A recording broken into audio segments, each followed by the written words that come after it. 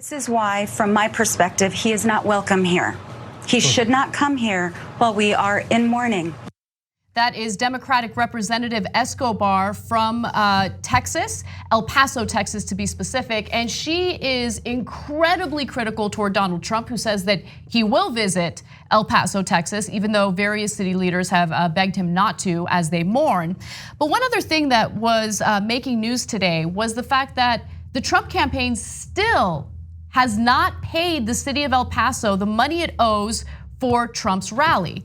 According to the Texas Tribune, the city attempted to charge Trump $470,000, over $470,000 for services related to his February rally, and they even tacked on late fees after he didn't pay. He was supposed to pay by May of this year, but failed to do so.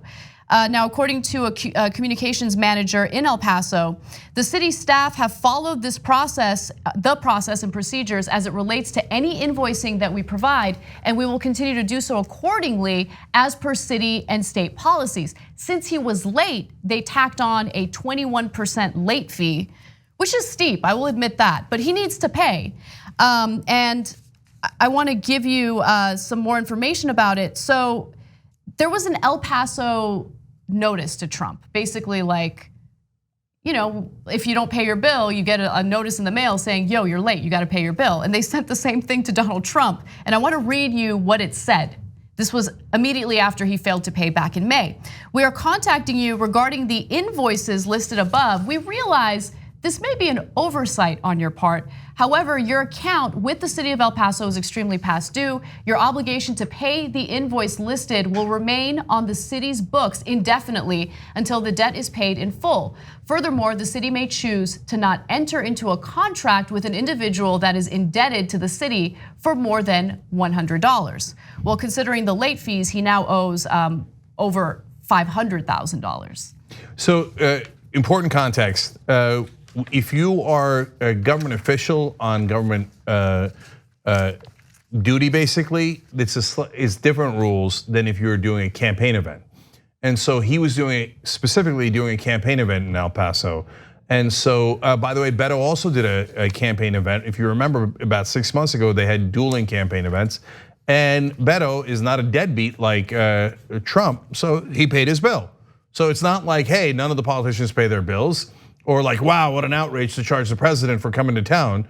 No, it is a very normal standard operating procedure. And for Trump, not paying your debts is also standard operating procedure. Yep. It's not like his campaign doesn't have enough money. They're swimming in money. They reported about $24 to $25 million in one quarter that they had raised. So now, Trump talked about, I'm gonna finance my own campaign back in 2016. He did no such thing. He did the opposite.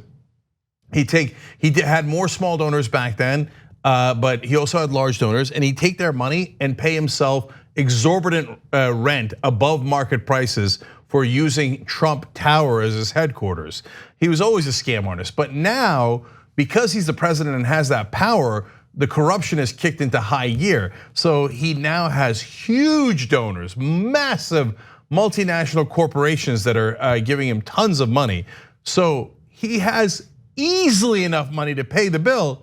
He's just a deadbeat by nature. It's in his DNA. So they just don't want to pay, so they don't pay until you absolutely force him to pay. So it's not just about him being a deadbeat. I think that what this shows is who he really is as a person. And I mean, we already know when it comes to his bigotry, his racism, all of that.